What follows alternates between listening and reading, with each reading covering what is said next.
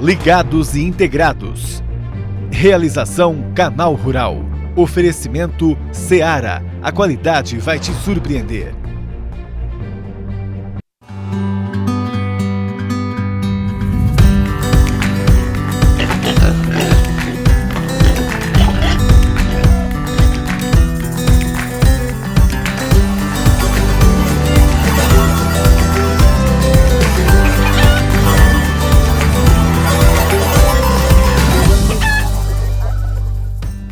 Olá, estamos juntos de volta. Muito bem-vinda, bem-vindo. Um bom dia para você.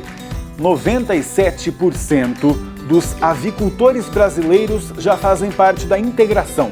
Entre os suinocultores, são 89%. Qual o futuro da relação entre indústrias integradoras e produtores rurais? José Antônio Ribas vem falar das oportunidades de crescimento.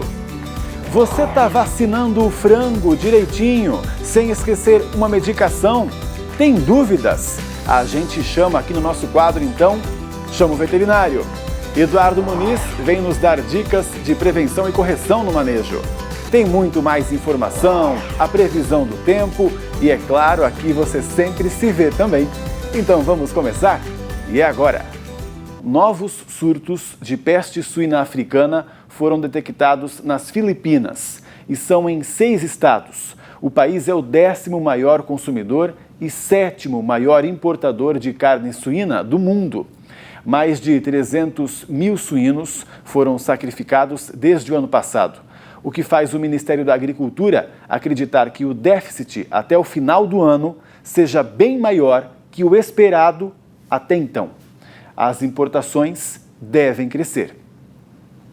E outros 3 casos de peste suína africana foram confirmados em javalis, no estado de Brandemburgo, no leste da Alemanha, informou o Ministério Federal da Agricultura do país. As novas descobertas elevam o total de casos confirmados para 32. Todos são em animais silvestres. Suínos de fazendas não foram afetados. E os pratos de costela de porco, muito apreciados na China, estão com os preços subindo por lá. Olha só, isso por conta das suspensões das importações da Alemanha. A notícia está repercutindo na China porque muitos restaurantes que se recuperavam da crise do novo coronavírus estão reclamando. E você vai entender por que agora. Os importados custavam até 10 vezes menos que os produtos locais. Uma relação de 10 para 1 yuan, e que é a moeda chinesa. Hoje, os importados já estão batendo os 14 yuans. A China importou em agosto 350 mil toneladas de carne suína do Brasil. É o dobro do importado no mesmo mês do ano passado. Mas na comparação com julho, caiu quase 10%. Entre janeiro e agosto, as importações chinesas alcançaram quase 3 milhões de toneladas de carne suína, alta de 133,7%. É ainda maior, então, na comparação anual. E hoje nós vamos nos dedicar a entender melhor o que é e quais melhorias ainda são necessárias no sistema de parceria entre produtores rurais e indústrias, que a gente tanto fala aqui, a integração, ainda mais com esses números que a gente vê aí, com o Brasil vendendo tanto, né? É um modo relativamente novo se comparado ao agronegócio em si, que é milenar, né? Mesmo assim, é um dos sistemas de produção mais eficientes e tem tudo para crescer ainda mais. Mas, para crescer, vamos sempre discutir melhorias aqui, é o nosso papel, né? E a repórter Júlia Fabre foi ouvir opiniões de entidades importantes e produtores rurais. Olha só. Oi, Pablo, bom dia para você, bom dia para todo mundo. A Lei da Integração foi sancionada no Brasil em 2016, mas o sistema de integração já existe por aqui desde a década de 60 e hoje corresponde a 97% da produção de aves e 89% da produção de suínos. E olha que tem fila de produtores para entrar no sistema de integração. O Ricardo Santin é presidente da Associação Brasileira de Proteína Animal e acredita que o sistema de integração fortalece a produção de alimentos. A criação de um marco legal, tanto para a integradora como para o integrado, trouxe mais transparência, mais credibilidade e mais estabilidade a esse sistema. Esse sistema, você sabe, a integração, ele consegue conectar o nosso produtor também com o mundo. De acordo com Santin, o sistema alavanca as receitas em toda a cadeia de produção, distribui melhor a renda e melhora a qualidade do produto oferecido ao consumidor. Não só para o produtor, mas para as pessoas que transportam, que arrumam pneu, que consertam o caminhão. É muito bom que o consumidor, quando chega na prateleira, ele tem condição de saber de onde saiu aquele produto que ele está consumindo. E a integração dá isso, dá um processo de controle melhor. Não só de ganhos, mas também de controle, de aplicação de requisitos e de cuidados muito melhores. Para Santin, ser um produtor integrado ou independente é uma questão de escolha. O produtor independente assume mais riscos. Esses produtores têm algum motivo para ficar inseguro com o crescimento da integração ou tem espaço para todo mundo? Tem espaço para todo mundo. Da integração, você tem parâmetros de remuneração que são mais equilibrados, que tem a ver com conforme você trabalha e assim por diante, e que nesse contrato acaba segurando as oscilações dos mercados, o que não acontece com o produtor independente. É só uma questão de opção, de segurança. É como eu e você e qualquer pessoa, nosso produtor, faz o seguinte: alguns aplicam em bolsa, outros aplicam em poupança, a segurança que o cara tem. O Carlos é avicultor desde 2008 e faz parte da CADEC de Nuporanga, no interior de São Paulo. Ele se reúne semanalmente com os integrados da unidade e acredita que a lei trouxe progressos e conquistas para os produtores. Porque antes o avicultor não tinha tanto contato, não tinha tanta força com relação à indústria. Ser um representante de um grupo de produtores? É uma responsabilidade muito grande, mas a gente aceita essa responsabilidade de uma forma bem responsável, porque nós, além de sermos representantes, nós também somos avicultores. Então, nós sentimos na pele toda a dificuldade que os nossos colegas produtores, que os nossos colegas avicultores têm. Você acha que ainda existem oportunidades no mercado da integração? É um pouquinho de exagero dizer que o futuro é a integração? Qual que é a tua opinião? Na minha visão, não há exagero nenhum. Eu estou vendo que a integração tem fila, o investimento ele compensa. Lógico que tem que trabalhar. Você tem que trabalhar muito, porque o nosso produtor trabalha muito. O produtor do nosso país, ele é um herói e é um trabalhador. A política de integração, você consegue uma economia de escala, você consegue acompanhar a tecnologia, você consegue um suporte muito maior do que se você estivesse sozinho. Vamos chamar para essa conversa importante o nosso comentarista, o José Antônio Ribas. Vamos sentar aqui para receber ele. Bom dia, Ribas. Bom dia, Pablo, e bom dia a todos que nos assistem aqui. Um prazer estar contigo aqui novamente. O prazer é nosso. Ribas, vamos direto ao assunto. Até um dos produtores comentou ali sobre essa relação de preço, né, do que é vendido, do que eles ganham das integradoras. Isso antigamente, né, e até é um antigamente recente o meu, viu, Ribas? Porque sou repórter do agronegócio há uns 3, 4 anos. E se ouvia muita reclamação antes. Hoje a gente não ouve mais. Essa relação parece que melhorou muito, né, entre integradoras e produtores rurais. Hoje eles trabalham bem, têm renda, estão felizes. O que aconteceu, hein? Sem dúvida, Pablo. Vamos olhar sobre uma ótica histórica, até para entender o momento, né? O sistema de integração, ele é uma fortaleza. Ele é um patrimônio do Brasil, sem dúvida nenhuma, um dos fatores de competitividade do nosso setor frente a todos os nossos concorrentes no mundo todo, sob diversos aspectos, porque ele permite que a gente tenha uma rastreabilidade, permite que a gente incorpore tecnologias muito rapidamente, que a gente trabalhe com inovação, que a gente trabalhe com profundo comprometimento com a qualidade do que está sendo produzido. Ele é uma soma de competências. Nós temos, de um lado, produtores que são competentes em fazer a sua parte do processo, de outro lado, integrações, empresas que são competentes em criar marcas fortes, de criar produtos competitivos para todo consumidor, seja brasileiro, do mundo inteiro. Então, o sistema de integração é muito competente, mas como todo sistema, ele precisa se modernizar, precisa se atualizar, ele precisa de melhorias o tempo todo, e isso vem acontecendo de maneira muito consistente, desde a constituição da Lei das Integrações, que foi um avanço, foi uma conquista de todo esse setor, muitas melhorias vêm sendo incorporadas, e hoje o diálogo, a transparência nas relações é muito grande, a parceria, e com toda a amplitude deste nome, parceria, tem sido muito efetiva. Nós temos CADECs funcionando em todas as unidades das empresas, ou as empresas que ainda não ter, estão construindo, existe uma relação entre os representantes dos produtores, os representantes da indústria, para discutir, debater os principais temas e juntos tomar decisões. Então, o sistema de integração hoje ele traz uma palavra muito forte, que é o juntos, com muita transparência, com muita construção e com a certeza que todos precisam estar sempre atentos às melhorias. Então, o que nos trouxe até aqui foi a competência desse setor. A gente não pode jamais renegar esse passado de virtudes que nos trouxe até aqui.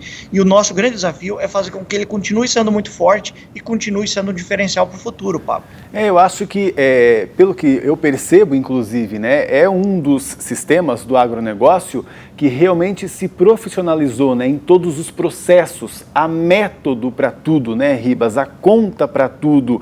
Então, é realmente um dos sistemas que, quando a gente fala, né, de empresas rurais, né, como hoje em dia tem gente que gosta de falar, até para engrandecer realmente o agronegócio, eu acho que a integração é um dos maiores exemplos, né, porque mostra justamente toda essa organização. Sem dúvida nenhuma, e hoje existem entidades competentes assessorando o produtor, orientando o produtor, como a CNA, que é uma parceira relevante nessa discussão, e isso profissionalizou muito o sistema. Hoje o produtor rural é um empresário, ele discute em alto nível com a integração, e essa subida de régua, essa melhoria da qualidade da discussão é um ganha-ganha, porque todos nós estamos com o mesmo objetivo, o objetivo de produzir mais e melhor, de conquistar mais mercados, de manter a nossa competitividade, de uma produção sustentável. Então, é um ganha-ganha. Nós temos muitos ganhos nesse diálogo, nessa construção. Se no passado o sistema era muito unilateral, hoje ele é um sistema de diálogo, hoje é um sistema de construção juntos, sempre.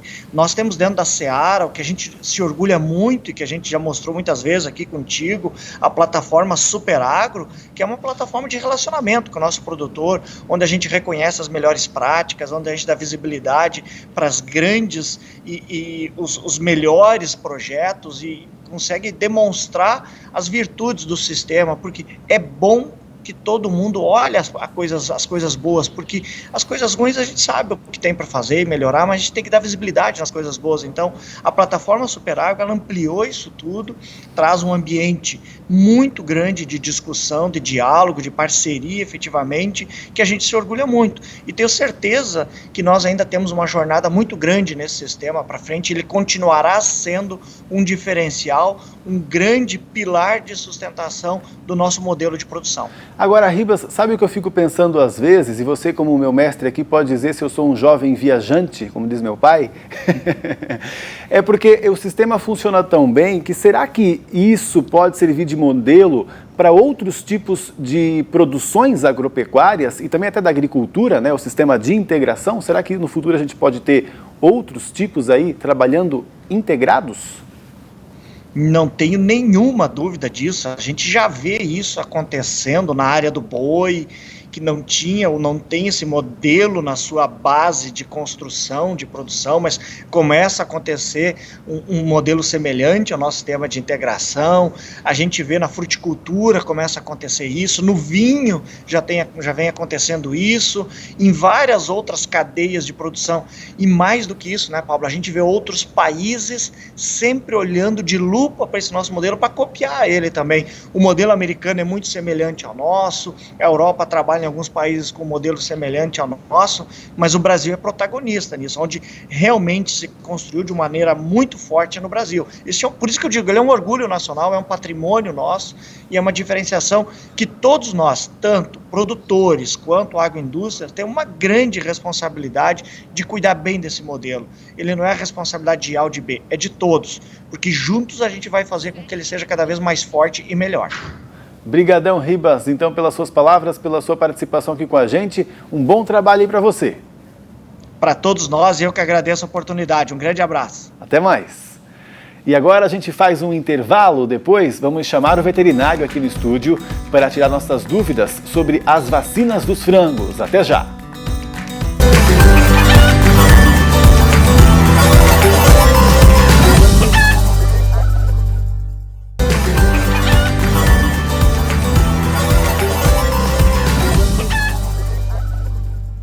Conectados, além de ligados e integrados por todo o Brasil, recebemos aqui fotos e vídeos dos produtores rurais aí trabalhando, também alguns se divertindo, alguns tomando um chimarrão. Olha só, eles mandam pra gente, aliás, eles marcam a gente nas postagens com a hashtag Ligados e Integrados e aí aparecem aqui no programa. Você quer também? Já sabe, né? É quando postar sua foto ou vídeo no Instagram, é só colocar na legenda o joguinho da velha com Ligados Integrados. Já vem notificação aqui para mim e a gente coloca aqui na tela do Canal Rural e também do canal do Criador. Apareça aqui com a gente. E agora vamos à previsão do tempo, atualizar aí para a semana inteira com a Priscila Paiva, que tem as informações. Bom dia, Pri! Olá, Pablo! Boa semana pra gente, boa segunda-feira! E será uma semana inteirinha de tempo seco entre o sudeste e centro-oeste do Brasil. As chuvas estão concentradas lá na região sul. Aí a pergunta que fica é, quando é que volta a chover na parte central do país, que vai enfrentar aí uma nova onda de calor com máximas entre 37 graus até 42 graus em Mato Grosso. Esse mapa mostra o acumulado de chuva de 10 a 14 de outubro. Aí a gente vê uma chuva mais fraca avançando para a parte de Mato Grosso, Goiás, Mato Grosso do Sul, com 30 milímetros, até mesmo entre o Paraná e São Paulo. Antes disso, não dá para esperar grandes instabilidades. E aí vai ser a partir do dia 15 que a chuva ganha força, ganha intensidade em algumas áreas. A gente vê aqui em verde no mapa, norte de São Paulo com 50 milímetros, parte de Minas e até mesmo Goiás. Amanhã eu volto com mais informações da previsão do tempo. Obrigado pelas informações, Pri. Até mais. E será que todas as vacinas indicadas para as aves são necessárias? Será que a dose recomendada não é exagerada? Parece que eu estou colocando em dúvida o trabalho dos veterinários, mas eu só estou chamando a sua atenção porque muitos produtores rurais pensam assim. E em caso de dúvidas, não dê margem ao erro na sua produção. Chama o veterinário. Eu já chamei o nosso amigo Eduardo Muniz, que é médico veterinário na Zoetis. Bom dia, Eduardo. Bom dia, Pablo. Bom dia a todos do Ligados Integrados. Que bom ter você aqui de volta. Temos uma preocupação aí, então, com vacinação, claro, sempre, né? Mas por quê, hein, Eduardo? Conta pra gente antes, vamos começar antes pelo problema, né? Tem, às vezes, produtores mesmo que podem achar que, mas as minhas aves estão bem, por que eu vou colocar tanta vacina? Será que eu não posso segurar um pouquinho nessa vez, nesse lote, economizar um pouquinho? E esse tipo de economia pode sair caro, né? Com certeza, Pablo. Inclusive, para responder essa pergunta, a gente até usa um pouquinho da história, porque as vacinas, elas tiveram um papel fundamental para o desenvolvimento da avicultura. Eu me atrevo a dizer que se a gente não tivesse usando determinadas vacinas, nós não teríamos condições de ter atingido o grau de evolução que nós temos hoje na avicultura industrial. Pois é, inclusive existem muitos dados que mostram isso aí nos livros, nas pesquisas, né, Eduardo? A nossa produção trouxe para nós, inclusive aqui, um desses exemplos com Marek. Olha só o que aconteceria se por acaso não tivesse a vacinação das aves contra essa doença. Vejam aí em casa esse gráfico, hein? Em um número de aves, olha só, de 1960, ali quando começou a se enfrentar isso, né? Aí lá por 1970 começou a vacinação. Olha só o gráfico ali na linha amarela, como caiu bastante, ou seja, as perdas reais, elas ficaram ali bem baixo, né? Quase com o chão, quase com a linha branca.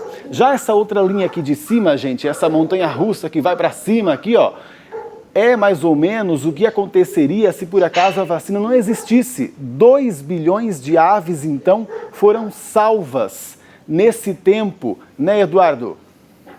Exatamente, Pablo. E esse dado, ele foi publicado por um grande pesquisador da área de Marek, que é o Dr. Witter, e ele mostra exatamente isso. Se a gente não tivesse usado a vacina, nós teríamos aí uma quantidade enorme de mortalidade nas granjas, e hoje todas as aves são vacinadas contra a Marek.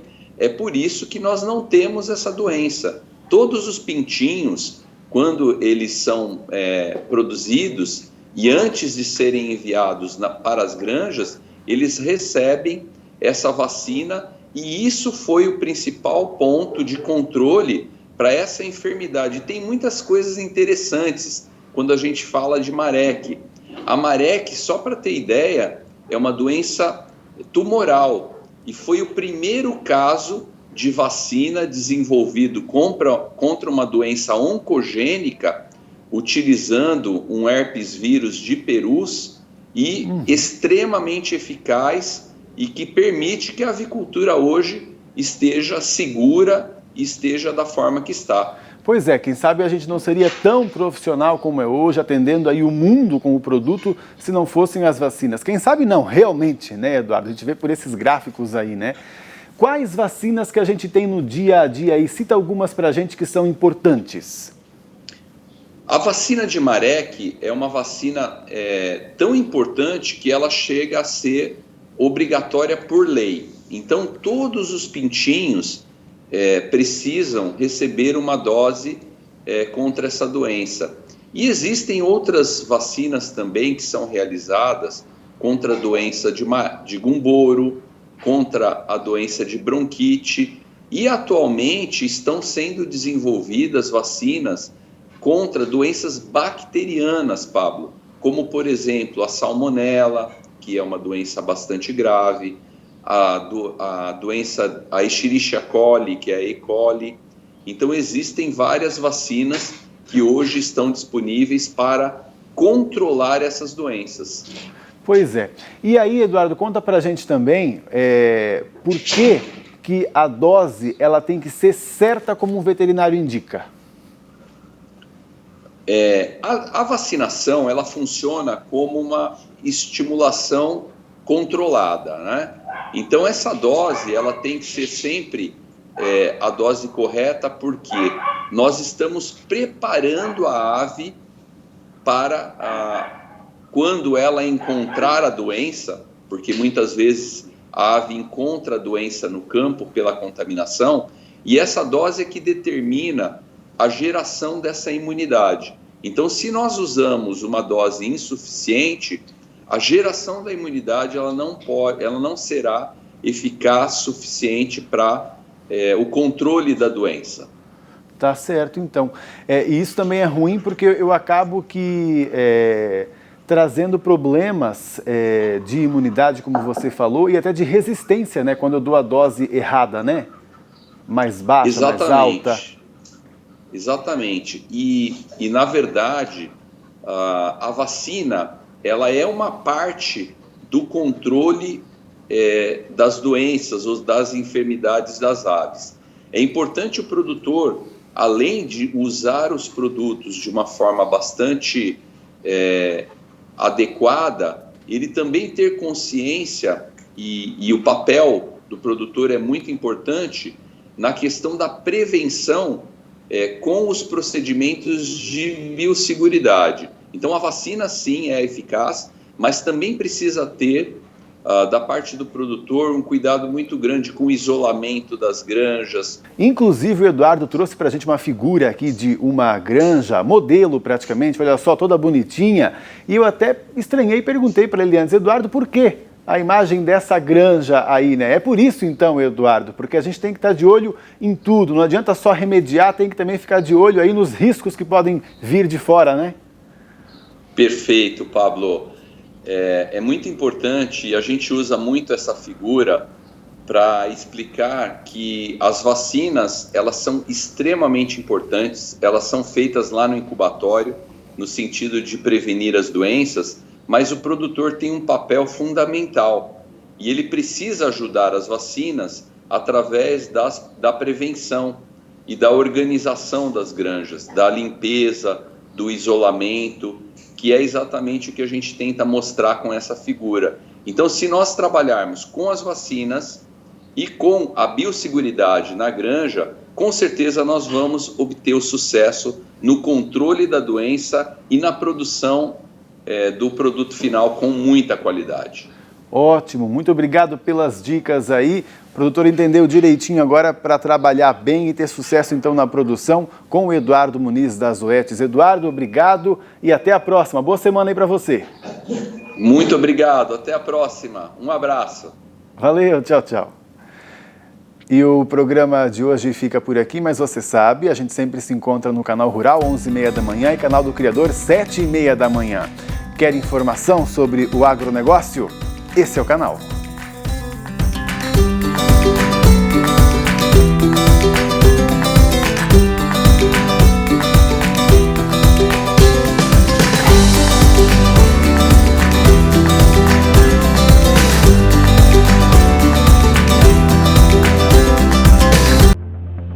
Ligados e integrados.